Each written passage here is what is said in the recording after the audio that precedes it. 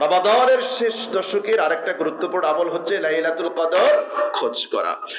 নবী করিম সাল্লাল্লাহু আলাইহি ওয়াসাল্লাম আমাদেরকে লাইলাতুল কদর খোঁজ করার জন্য রমাদানের শেষ দশকে আমাদেরকে নির্দেশ দিয়েছেন। হাদিসের মধ্যে এসছে, সহিহ বুখারীর 2020 নম্বর হাদিস, আম্মা জান আয়েশা রাদিয়াল্লাহু তাআলা আনহা থেকে বর্ণিত, তিনি বলেন, কানা রাসূলুল্লাহ সাল্লাল্লাহু আলাইহি ওয়াসাল্লাম ইয়াকুল তাহাররু লাইলাতাল কদরি ফিল আশরিল আওয়াখির মিন রমাদান। তোমরা রমাদানের শেষ দশকে লাইলাতুল কদর খুঁজো। রমাদানের শেষ দশক, তাহলে আমাদের জন্য সাধারণ নির্দেশ হচ্ছে লাইলাতুল কদর খোঁজ করব আমরা রমজান মাসের শেষ দশকে। রমজান মাসের শেষ দশকে আমরা লাইলাতুল কদর আমরা খোঁজ করব। আমরা প্রথমে হাদিসগুলো একটু আলোচনা করি, এরপরে আমরা তাতবিক সামঞ্জস্য কিভাবে দিব আমরা সামারাইজ করে দিব। 2 নম্বর আরেকটা হাদিস দেখি, আম্মা জান আয়েশা রাদিয়াল্লাহু তাআলা আনহা থেকে বর্ণিত, তিনি বলেন, আন্না রাসূলুল্লাহ সাল্লাল্লাহু আলাইহি ওয়াসাল্লাম قال তাহাররু লাইলাতুল কদরি ফিল বিত্রি মিনাল আশরিল আওয়াখির মিন রমাদান। সহিহ বুখারী 2017 নম্বর হাদিস। নবীজি সাল্লাল্লাহু আলাইহি ওয়াসাল্লাম বলেছেন, রমাদানের শেষ দশকের বেজোড় রাত্রিতে তোমরা লাইলাতুল কদর খোঁজো। 2 নম্বর হাদিস। 3 নম্বর আরেকটা হাদিস দেখি আমরা, আব্দুল্লাহ ইবনে ওমর রাদিয়াল্লাহু তাআলা আনহু থেকে বর্ণিত, তিনি বলেন, ক্বালা রাসূলুল্লাহ সাল্লাল্লাহু আলাইহি ওয়াসাল্লাম তাহাররু লাইলাতাল কদরি ফিস সাবইল আওয়াখির। নবীজি সাল্লাল্লাহু আলাইহি ওয়াসাল্লাম বলেছেন, রমাদানের শেষ দশকের শেষ 7 রাত্রিতে তোমরা লাইলাতুল কদর খোঁজো। তাহলে এই হাদিসে আরেকটু সহজ দেখলাম যে শেষ দশকের শেষ 7 রাত্রিতে নবীজি সাল্লাল্লাহু আলাইহি ওয়াসাল্লাম লাইলাতুল কদর খোঁজার জন্য বলেছেন। আমরা আরেকটা হাদিস দেখি, উবাদা ইবনে সামিত রাদিয়াল্লাহু তাআলা আনহু থেকে বর্ণিত, বুখারীর 2023 নম্বর হাদিস, তিনি বলেন, খরাজা নবী সাল্লাল্লাহু আলাইহি ওয়াসাল্লাম লিইখবিরানা বিলাইলাতিল কদর। নবীজি সাল্লাল্লাহু আলাইহি ওয়াসাল্লাম লাইলাতুল কদর কবে এটা আমাদেরকে বলার জন্য তিনি বের হয়ে আসলেন। ফাতালাহা রাজুলান মিনাল মুসলিমিন, কিন্তু আল্লাহ রাসূলের সামনে 2 জন সাহাবী তারা কথা কাটাকাটি ঝগড়া পর্যায়ে চলে গিয়েছিলেন। আল্লাহ রাসূল বের হয়ে আসছিলেন যে লাইলাতুল কদর কবে এটা জানিয়ে দিবেন, কিন্তু তার সামনে 2 জন সাহাবী তারা কথা কাটাকাটি করলেন, তারা ঝগড়ার পর্যায়ে চলে গেল। ফাকালা, রাসূল সাল্লাল্লাহু আলাইহি ওয়াসাল্লাম বললেন, খরাজতু লিউখবিরাকুম বিলাইলাতিল কদর, আমি তো বের হয়েছিলাম তোমাদেরকে লাইলাতুল কদর সম্পর্কে খবর দিব, এজন্য বের হয়েছিলাম। ফাতালাহা ফুলানুন ওয়া ফুলান, কিন্তু অমুক অমুক তারা ঝগড়া করেছে।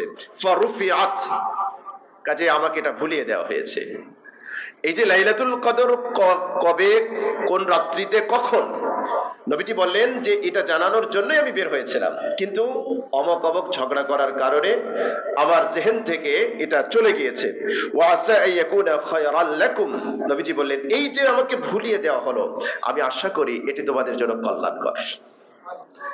রাসূল সাল্লাল্লাহু আলাইহি সাল্লাম লাইলাতুল কদর ভুলে যাওয়াটা এটা আমাদের জন্য কল্যাণকর।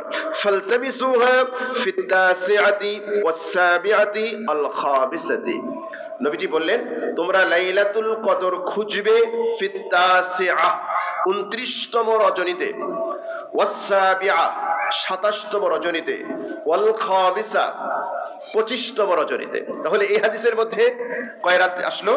3 রাত। আমরা আরেকটা হাদিস দেখি, নবীজি সাল্লাল্লাহু আলাইহি ওয়াসাল্লামের একটা আমল, এটা আবু দাউদ শরীফের হাদিস 1375 নম্বর হাদিস, আবু যর গিফারী রাদিয়াল্লাহু তাআলা আনহু থেকে বর্ণিত। লম্বা হাদিস, আমি সামারাইজ করছি সংক্ষিপ্ত বলার জন্য।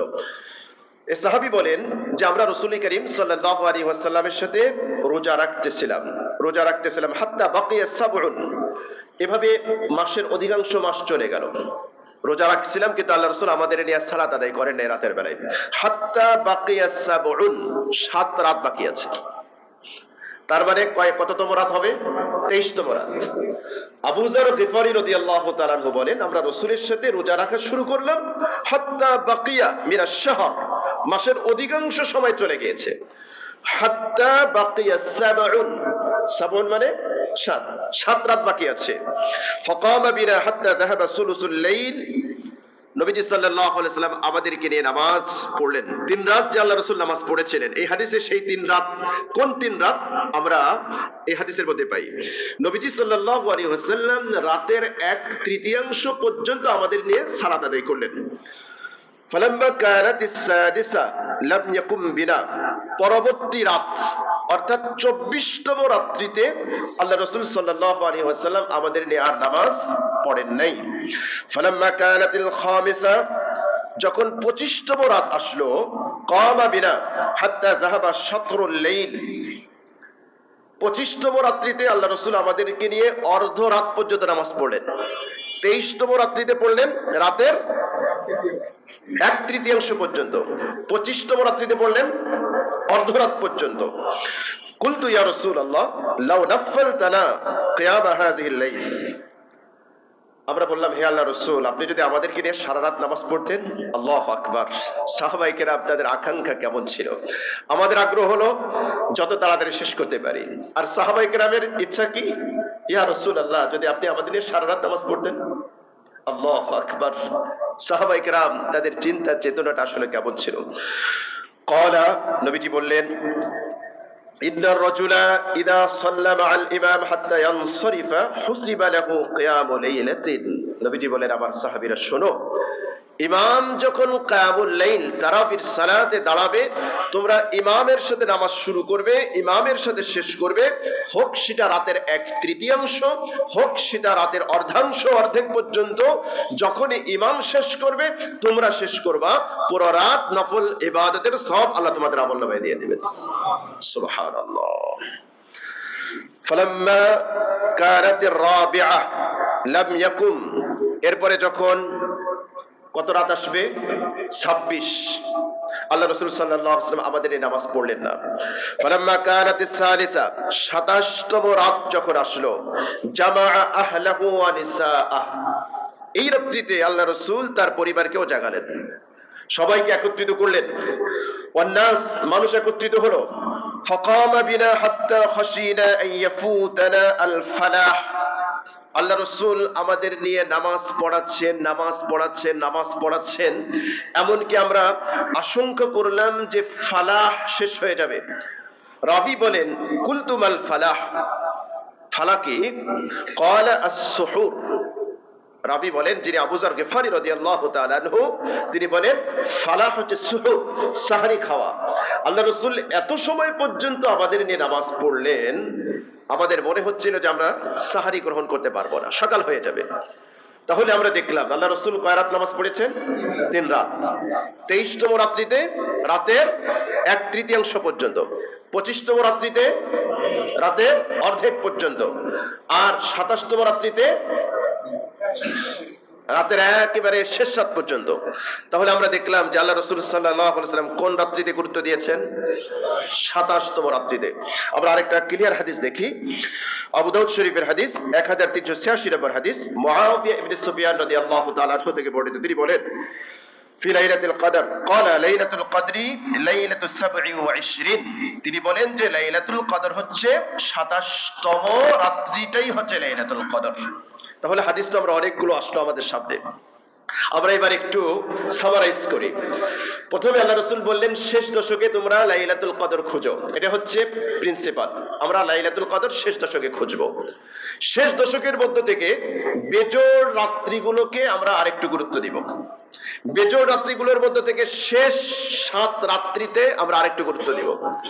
শেষ 7 রাত্রির মধ্য থেকে 23, 25, 27 তিনটার আরেকটু বেশি গুরুত্ব দিব। এই তিনটার মধ্যে আমরা 27তম রাত্রিকে একটু বেশি গুরুত্ব দিব। এ হলো আল্লাহ রাসূল সাল্লাল্লাহু আলাইহি ওয়াসাল্লাম থেকে লাইলাতুল কদর সম্পর্কে যতগুলো হাদিস বর্ণিত হয়েছে, সব হাদিসগুলো যদি আমরা সামনে রাখি, তাহলে এই ফলাফল, এই নতিজা, এই রেজাল্ট আমরা বের করতে পারি। এটাই হচ্ছে মূল কথা। তাহলে মূল কথা হচ্ছে আমরা লাইলাতুল কদর ইনশাআল্লাহ রমাদানের শেষ দশকে আমরা খোঁজার জন্য চেষ্টা করব ইনশাআল্লাহ। লাইলাতুল কদরের ফজিলত সম্পর্কে আমরা মোটামুটি সবাই জানি। আল্লাহ রাব্বুল আলামিন কোরআনে কারীমের একটি সূরাই নাজিল করে দিয়েছেন এই লাইলাতুল কদর এর ফজিলত বয়ান করতে গিয়ে। আল্লাহ সুবহানাহু ওয়া তাআলা বলেন, লাইলাতুল কদরি খায়রুম মিন আলফি শাহরিন তানাজ্জালুল মালাইকাতু ওয়ার রূহু ফিহা বিইذনি রাব্বিহিম মিন কুল্লি আমর। আল্লাহ সুবহানাহু ওয়া তাআলা বলেন, লাইলাতুল কদর এমন একটা রাত, যে রাত্রিতে বান্দি যদি ইবাদত বন্দেগী করে, আল্লাহ রাব্বুল আলামিন হাজার মাস ইবাদত বন্দেগী করলে যত সওয়াব হবে, এর চেয়ে বেশি সওয়াব আল্লাহ পাক তার আমলনামায় দিয়ে দেবেন। সুবহানাল্লাহ, সুবহানাল্লাহ।